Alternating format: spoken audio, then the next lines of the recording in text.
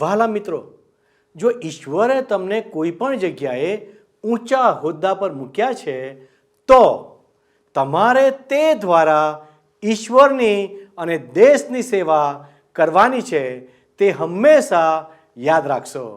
શું તમે ઈશ્વરના નીતિ નિયમો મુજબ તમારું કાર્ય કરી રહ્યા છો?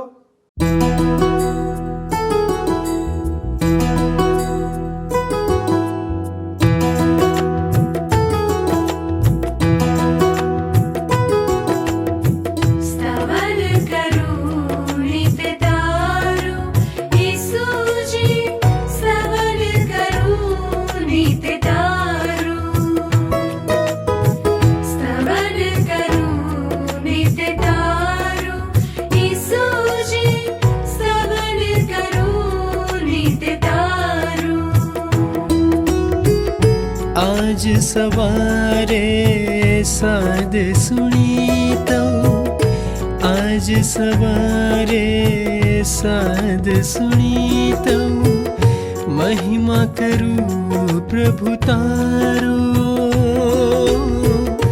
महिमा करूं प्रभु तारो, स्तवन करूं नित तारो.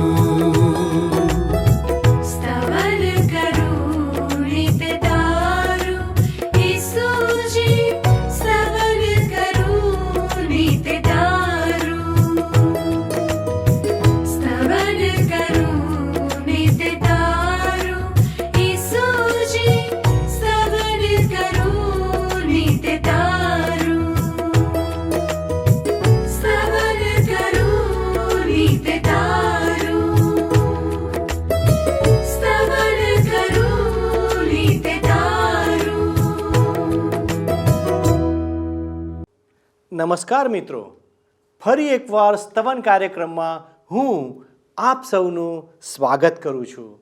અમે આપ સૌનો આભાર માનીએ છીએ કે જેઓ આ કાર્યક્રમ સાથે સતત જોડાયેલા રહ્યા છે. તમે જાણો છો કે આ દિવસો દરમિયાન આપણે પુનર્નિયમના પુસ્તકમાંથી અભ્યાસ કરી રહ્યા છીએ અને ઈશ્વરના કાર્યોને સમજવાનો પ્રયાસ કરી રહ્યા છીએ, જેથી કરીને ઈશ્વરે આપણને હેતુને માટે બનાવ્યા છે તે સમજી શકીએ, આપણા જીવન વડે તેમનો ઉદ્દેશ પૂરો કરી શકીએ અને તેમનો મહિમા કરી શકીએ. કારણ કે ઈશ્વરે પોતાનો મહિમા કરવા માટે જ સૌ પ્રથમ માણસનું સર્જન કર્યું હતું. આ પુસ્તકમાં ઈશ્વર ઇઝરાયલના એવા લોકોને માર્ગદર્શન આપી રહ્યા છે કે જેઓ મિસરથી વચનની ભૂમિ સુધીની તેમની મુસાફરી દરમિયાન રણમાં જન્મ્યા હતા. આ લોકોએ તેમના પૂર્વજો માટે ઈશ્વરે કરેલી ઘણી બધી બાબતો જોઈ ન હતી કે તેના વિશે જાણતા નહોતા. તેથી ઈશ્વર પોતાના સેવક મૂસા દ્વારા ઘણા બધા નીતિ નિયમો તેમજ આજ્ઞાઓ જણાવે છે કે જેથી તેઓ તે નિયમો કે વિધિઓનું પાલન કરીને ઈશ્વરની ઈચ્છા પૂરી કરી શકે. વહાલા મિત્રો, આ દ્વારા આપણે પણ ઈશ્વરના નિયમો કે વિધિઓ સમજી રહ્યા છીએ, જેથી આપણે જીવનમાં યોગ્ય રીતે ચાલી શકીએ અને આપણા જીવનથી ઈશ્વરનો આદર કરી શકીએ.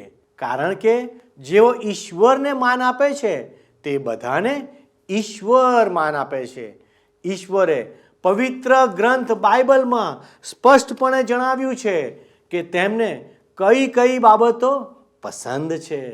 વહાલા દર્શક મિત્રો, જો આપણે તે બાબતો પૂરી કરીએ તો તેઓ આપણને તેમના આશીર્વાદથી ભરપૂર કરશે. તો ચાલો આપણે આ અભ્યાસમાં આગળ વધીએ.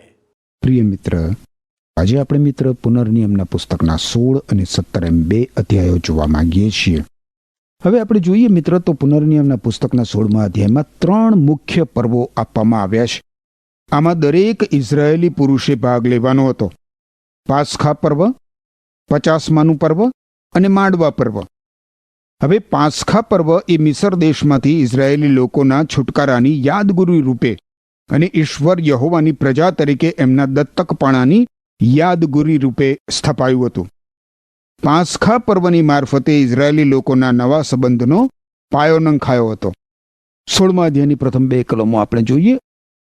આબીબ માસ ધ્યાનમાં રાખીને યહોવા તારા દેવની પ્રત્યે પાસખા પાળ, કેમ કે આબીબ માસમાં યહોવા તારા દેવ તને રાત્રે મિસર દેશમાંથી કાઢી લાવ્યો, અને પોતાનું નામ રાખવા સારું યહોવા જે સ્થળ પસંદ કરે ત્યાં ઘેટા બકરાનો ને ઢોર ઢાંકનો પાસખા યજ્ઞ તું યહોવા તારા દેવ પ્રત્યે કર.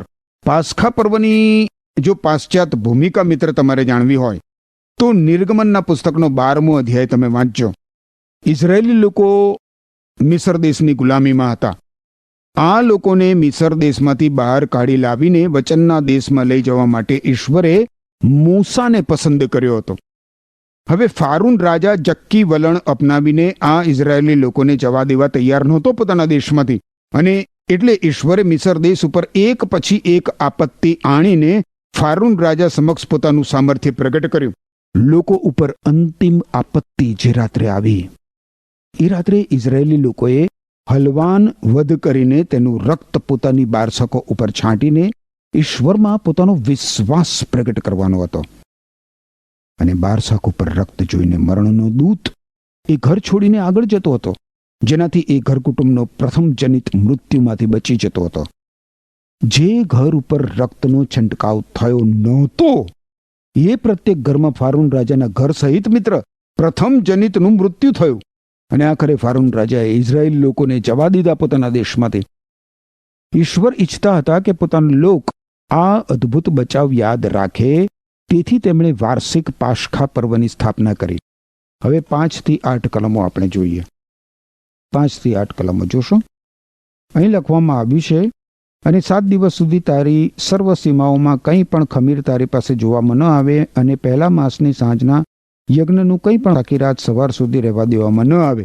જે ભાગોળો યહોવા તારો દેવ તને આપે તેમાંની કોઈની અંદર તારે પાસખા યજ્ઞ કરવો નહીં, પણ પોતાનું નામ રાખવા સારું યહોવા તારો દેવ જે સ્થળ પસંદ કરે ત્યાં સાંજે સૂર્યાસ્ત થતી વેળાએ, એટલે તું મિસરમાંથી નીકળ્યો તે સમયે પાસખા યજ્ઞ કર, અને જે સ્થળ યહોવા તારો દેવ પસંદ કરે ત્યાં તું તે રાંધીને ખા, અને સવારમાં તું તારા તંબુમાં પાછો જા. 6 દિવસ સુધી તારે 2 ખમીર રોટલી ખાવી, અને 7મે દિવસે યહોવા તારા દેવના માનમાં પવિત્ર મેળાવડો થાય તે દરમિયાન તારે કંઈ કામ ન કરવું. આ પાસખા પર્વ હતું મિત્ર. પાસખા પર્વ માત્ર એક જ સ્થળમાં એટલે કે યરુશાલેમ શહેરમાં પાળવાનું હતું. એ સમયે પ્રત્યેક ઇઝરાયેલી પુરુષે યરુશાલેમ શહેરમાં જવાનું હતું. 9 થી 11 કલમો આગળ જુઓ તો લખ્યું છે અહીંયા કે તું તારે માટે 7 અઠવાડિયા ગણ, એટલે તું પાકેલા અનાજને દાતરડું લગાડવું શરૂ કરે ત્યારથી માંડીને તું 7 અઠવાડિયા ગણ, અને તું યહોવા તારા દેવ પ્રત્યે અઠવાડિયાનું પર્વ પાળ, અને યહોવા તારા દેવે તને દીધેલા આશીર્વાદના પ્રમાણમાં તારા હાથના ઐચ્છિકાર્પણની ભેટ તું તેને આપ. અને પોતાનું નામ રાખવા સારું યહોવા તારો દેવ જે સ્થળ પસંદ કરે ત્યાં યહોવા તારા દેવની સન્મુખ તું તથા તારો દીકરો તથા તારી દીકરી તથા તારો દાસ તથા તારી દાસી તથા તારા ઘરમાં રહેનાર લેવી તથા તારી મધ્ય રહેનાર પરદેશી તથા અનાથ તથા વિધવા આનંદ કરો. હવે એ જુઓ મિત્ર કે ઇઝરાયેલી લોકો એ પાસખા પર્વ પછી 7 અઠવાડિયા ગણવાના હતા, જે 7 ગુણ્યા 7 બરાબર 49 દિવસ થાય, અને એના બીજા દિવસે 50મો દિવસ એટલે કે સાબ્બાત એટલે કે વિશ્રામવારનો દિવસ આવે. આને કાપણીનું પર્વ પણ કહેવામાં આવતું હતું, અથવા તો પ્રથમ ફળનો દિવસ. 13મી કલમ જુઓ. તારા ખળામાંથી તથા તારા દ્રાક્ષકુંડમાંથી ધાન્ય તથા દ્રાક્ષરસ ઘરમાં આણ્યા પછી તું 7 દિવસ સુધી માંડવા પર્વ પાળ. હવે આ એક બીજું આનંદનું પર્વ હતું મિત્ર. એ 7 દિવસ ચાલતું હતું, અને તે ઈશ્વરે પસંદ કરેલ સ્થળ એટલે કે યરુશાલેમમાં પાળવાનું હતું. 16મી અને 17મી કલમ. વર્ષમાં 3 વાર તારા બધા પુરુષો જે સ્થળ યહોવા તારો દેવ પસંદ કરે ત્યાં તેની હજુરમાં રજૂ થાય, એટલે 2 ખમીર રોટલીના પર્વમાં તથા અઠવાડિયાના પર્વમાં તથા માંડવા પર્વમાં, અને તેઓ ખાલી હાથે યહોવાની હજુરમાં હાજર ન થાય. પ્રત્યેક પુરુષ પોતાની શક્તિ મુજબ એટલે જે આશીર્વાદ યહોવા તારા દેવે તને દીધો છે તેના પ્રમાણમાં આપે. આ 3 પર્વો યરુશાલેમમાં ઉજવવાના હતા, જેમાં પ્રત્યેક ઇઝરાયેલી પુરુષે ભાગ લેવાનો હતો. આ પર્વો પાળવા માટે ઇઝરાયેલી લોકોએ વર્ષમાં 3 વખત મિત્ર 3 વખત મુસાફરી કરીને યરુશાલેમ જવું પડતું હતું. એ તો આનંદનો સમય હતો. એમણે ઈશ્વર પાસે આનંદ સહિત આવવાનું હતું. 18મી કલમ કહે છે કે જે સર્વ ભાગોળો યહોવા તારો દેવ તને આપે તેમની અંદર તું તારે વાસ્તે તારા કુળો પ્રમાણે ન્યાયાધીશો તથા અમલદારો ઠરાવ અને તેઓ અદલ ન્યાયપણાથી લોકોનો ન્યાય ચૂકવે. હવે એ સમયમાં શહેરની મધ્યમાં કે અન્યત્ર કોઈ ન્યાયાલય માટેનું મકાન નહોતું મિત્ર.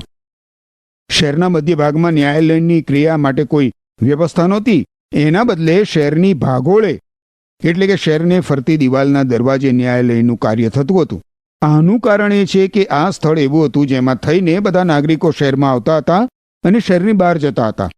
એક મુલાકાત માટેનું સ્થળ હતું. ઈશ્વર મનુષ્યનું હૃદય જાણતા હોવાથી ન્યાયમાં ભ્રષ્ટાચાર કરવા સામે લાલબત્તી ધરે છે. લોકોના મુખની શરમ રાખવા સામે લાલબત્તી ધરે છે અને લાંચ લેવા સામે લાલબત્તી ધરે છે. હવે 21મી અને 22મી કલમ તમે જુઓ. યહોવા તારા દેવની જે વિધિ તું તારે સારું બનાવે તેની પાસે તું તારે સારું કોઈ પણ વૃક્ષરૂપી અશેરાહ મૂર્તિ ન બેસાડ. તેમજ તું તારે સારું કોઈ પણ સ્તંભ ઊભો ન કર, કેમ કે યહોવા તારો દેવ તે ધિક્કારે છે. હવે એ દિવસોમાં વૃક્ષરૂપી સ્તંભની પૂજા સાથે સંબંધિત હતો મિત્ર. આ કારણસર ઇઝરાયેલી લોકોએ કોઈ સ્તંભ ઊભો કરવાનો નહોતો. ઈશ્વર આ પ્રવૃત્તિ સામે કડક ચેતવણી આપે છે. ઠીક મિત્ર, આપણે હવે પુનર્નિયમનો 17મો અધ્યાય જોઈએ. પુનર્નિયમના 17મા અધ્યાયમાં તેની શિક્ષા અને સત્તાધિકારને આધીન નહીં થવા માટેની શિક્ષા દર્શાવવામાં આવી છે અને આ સાથે રાજાઓ માટેના નિયમો પણ આપવામાં આવ્યા છે. પહેલી કલમ કહે છે, જે પશુ અથવા ઘેટું બકરું કંઈ ખોડખાપણ વાળું કે કુબડું હોય તેનો યજ્ઞ તું યહોવા તારા દેવને ન ચઢાવ, કેમ કે યહોવા તારા દેવને તે અમંગળ લાગે છે. ઈશ્વરે કહ્યું હતું મિત્ર કે દરેક પ્રાણીનું પ્રથમ જનિત ઈશ્વરનું હતું. ઈશ્વરે ઇઝરાયેલી પ્રજાને એ પણ કહ્યું હતું કે એમને અર્પણ કરવાના બલિદાનનું પ્રત્યેક પ્રાણી ખોડ ખાપણ વગરનું હોવું જોઈએ. આપણે પ્રત્યેકે પોતપોતાની જાત તપાસ કરવાની જરૂર છે. શું આપણે નાણાકીય બાબતોમાં ઈશ્વર સાથે પ્રમાણિકપણે વર્તીએ છીએ ખરા? યાદ રાખો, ઈશ્વર ગરીબ નથી. સમગ્ર વિશ્વ ઈશ્વરનું છે. ઈશ્વર આપણા માદલા પ્રાણીનું અર્પણ સ્વીકારતા નથી. અરે, દાનાર્પણની થાળીમાં આપણે ફાટેલી નોટો કે ઘસાયેલા સિક્કા નાખીને કોને છેતરીએ છીએ? ઈશ્વરને.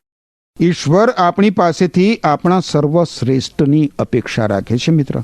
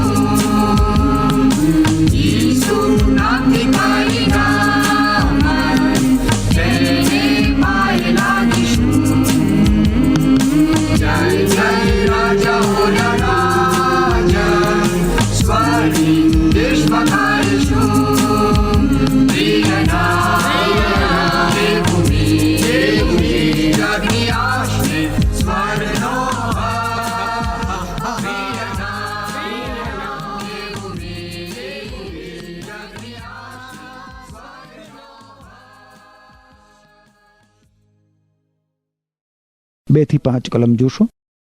પુનર્નિયમનું પુસ્તક 17મો અધ્યાય. જે ભાગોળો યહોવા તારો દેવ તને આપે તેમાંની કોઈની હદ માહે જો તારી મધ્યે એવો કોઈ પુરુષ કે સ્ત્રી મળી આવે કે જે યહોવા તારા દેવનો કરારનું ઉલ્લંઘન કરીને તેની દ્રષ્ટિમાં જે ભૂંડું તે કરતું હોય ને જેણે અન્યની સેવા કરીને તેની ભક્તિ કરી હોય ને તેઓને અથવા સૂર્ય કે ચંદ્ર કે તારામંડળમાંની હર કોઈ જે વિશે મેં તને આજ્ઞા કરી નથી તેની ભક્તિ કરી હોય અને તે વિશે તને ખબર મળે ને તે વિશે સાંભળ્યું હોય તો તું ખંતથી તે વિશે તપાસ કર. ને જો એ વાત ખરી તથા નિસંશય હોય કે ઇઝરાયેલ મધ્યે એવું અમંગળ કર્મ થયું છે તો એ દુષ્ટ કૃત્ય કરનાર પુરુષને અથવા સ્ત્રીને હાથે પુરુષ અથવા સ્ત્રીને તું તારા દરવાજા આગળ લાવીને તેને પથ્થરે મારી નાખ. આ અને અન્ય ઉદાહરણો ઉપરથી મારું તો માનવું છે મિત્ર કે 10 આજ્ઞાઓમાંની એક પણ આજ્ઞા તોડવાની શિક્ષા એ મૃત્યુદંડ હતી. મૃત્યુદંડ એ દિવસોમાં વિવિધ સંસ્કૃતિઓમાં સર્વસામાન્ય હતી મિત્ર. લોકો સર્જનહારની આરાધના ભક્તિ કરવાને બદલે સૃષ્ટિ અને સર્જનની પૂજા ભક્તિ કરતા હતા. આ બધાની શરૂઆત ક્યાં થઈ હતી? મને લાગે છે કે બાબેલના બુરુજ પાસે આની શરૂઆત થઈ હતી. બાબેલનો બુરુજ ઈશ્વરનો વિરોધ કરનાર લોકો માટે એકત્રિત થવાનું સ્થળ હતું. ઈશ્વરે જળ પ્રલય મોકલ્યો હતો અને તેમની માન્યતા પ્રમાણે સૂર્યએ ક્યારેય જળ પ્રલય મોકલ્યો નહોતો. એટલે એ લોકો હવે સૂર્યની પૂજા કરતા હતા. લોકો સૂર્યની, ચંદ્રની અને તારાઓની પૂજા કરતા હતા. 6ઠ્ઠી કલમ કહે છે, 2 સાક્ષીઓના કે 3 સાક્ષીઓના કહેવાથી મરનારને દેહાંત દંડ દેવામાં આવે, એક જ સાક્ષીના કહેવાથી તેને દેહાંત દંડ દેવામાં ન આવે. તમે જુઓ મિત્ર, ઈશ્વર કેવી કાળજીપૂર્વક નિર્દોષનું રક્ષણ કરે છે. કોઈ પણ માણસને દોષિત ઠરાવવા માટે 2 કે 2 થી વધારે સાક્ષીઓની જરૂર પડતી હતી. સામાજિક વ્યવસ્થામાં ઇઝરાયેલી લોકોએ ઈશ્વર દ્વારા નિયુક્ત થયેલી યાજક અથવા તો ન્યાયાધીશ સમક્ષ પોતાનો કેસ લઈ જવાનો હતો. 8મી કલમ શું કહે છે? જો ખૂન વિશે કે દાવા વિશે કે વ્યથા વિશે વાદી પ્રતિવાદી વચ્ચે એવો મુકદ્દમો ઊભો થાય કે તેનો ઇન્સાફ તરાથી થઈ શકે તેમ ન હોય ને તે તકરારી બાબતો તારી ભાગોળોની અંદર બની હોય તો તારે ઉઠીને યહોવા તારા દેવ જે સ્થળ પસંદ કરે ત્યાં જઈને લેવી યાજકો પાસે તથા તે વખતે જે ન્યાયાધીશ હોય તેની પાસે જઈને પૂછવું અને તેઓ તને તે મુકદ્દમાનો ફેંસલો કરી બતાવશે. જો 2 માણસો કોઈ અગત્યની બાબત ઉપર સંમત થાય નહીં અને બંને પક્ષોમાં એક સરખા સચોટ પુરાવાઓ ઉપલબ્ધ હોય તો પછી કેસનો નિકાલ કેવી રીતે કરવો? 9 થી 19 કલમો જુઓ.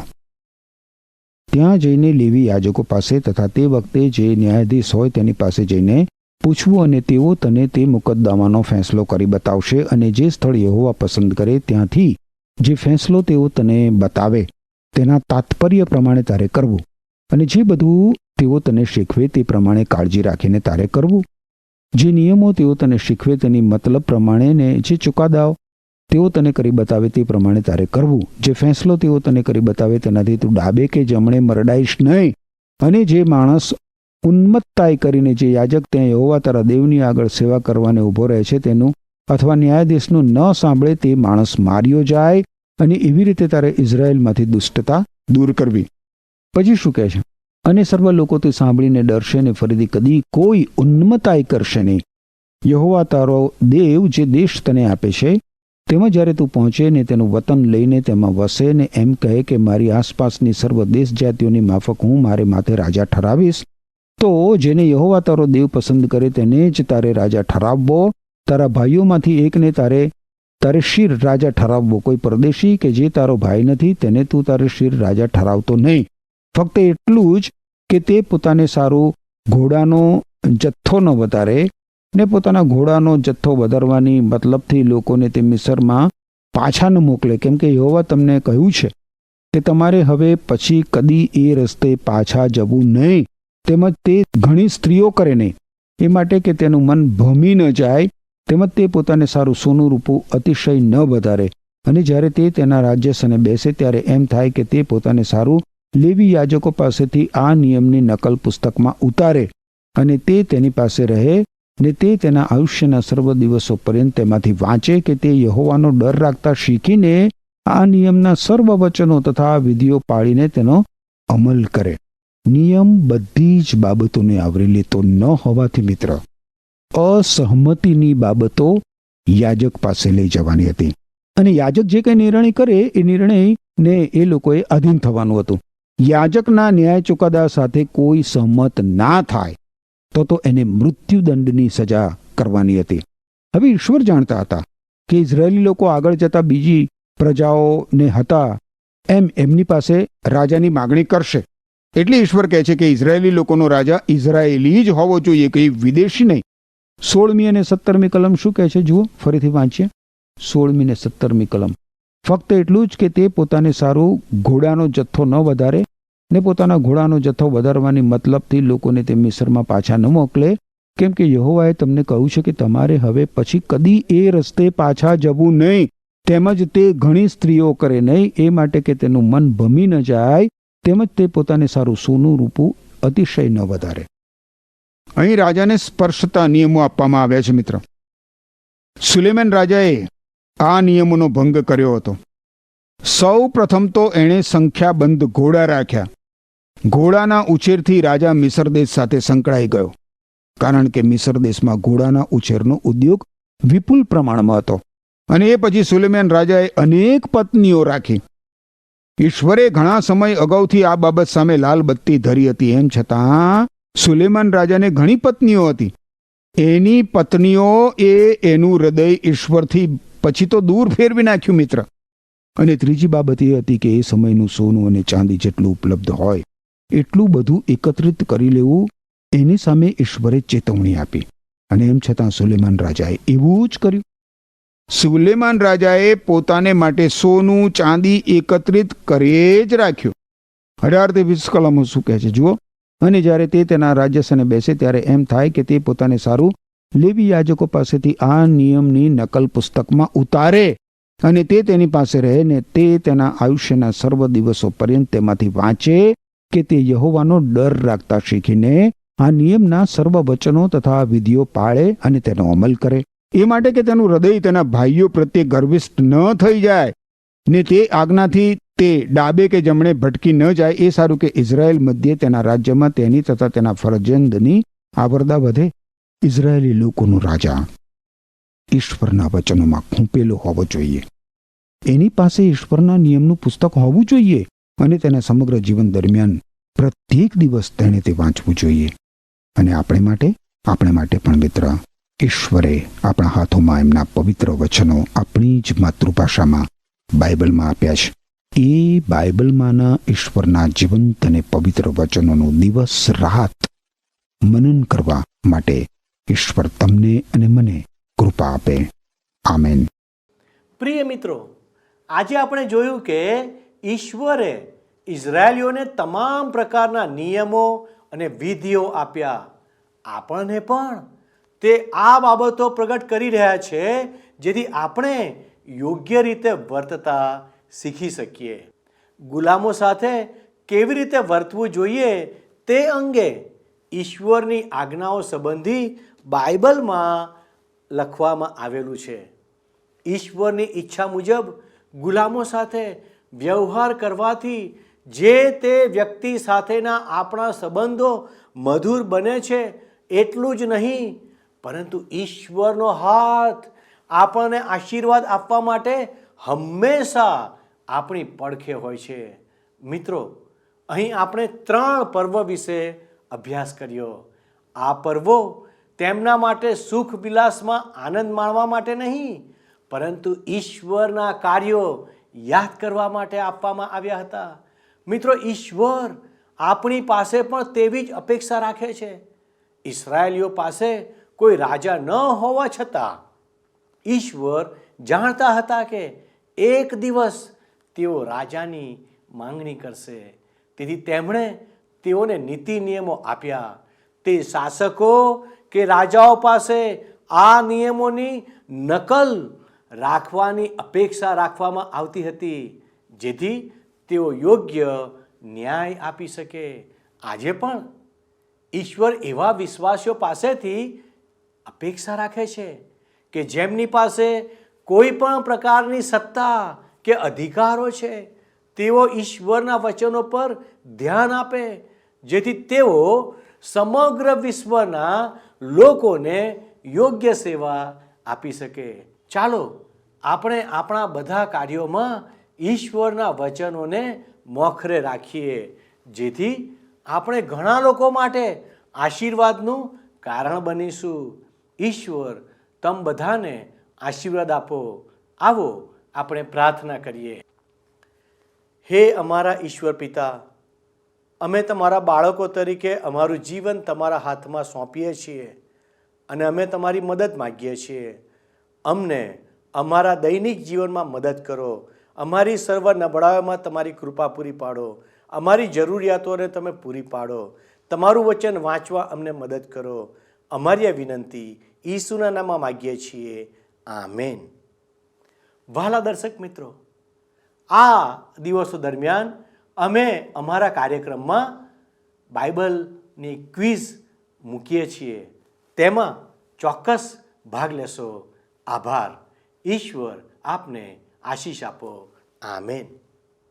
મિત્રો, ગત કાર્યક્રમના પ્રશ્નનો જવાબ છે સાબ્બાત વર્ષ અથવા છુટકારાનું વર્ષ. આજનો પ્રશ્ન છે, સુલેમાન રાજાએ શાનો ભંગ કર્યો?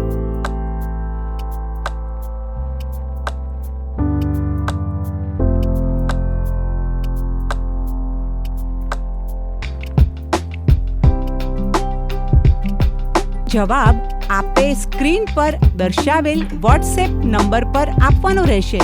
કાર્યક્રમ દરમિયાન પૂછેલા પ્રશ્નનો સાચો જવાબ આપનાર વિજેતાઓના નામ દર મહિનાના પ્રથમ સોમવારે જાહેર કરવામાં આવશે.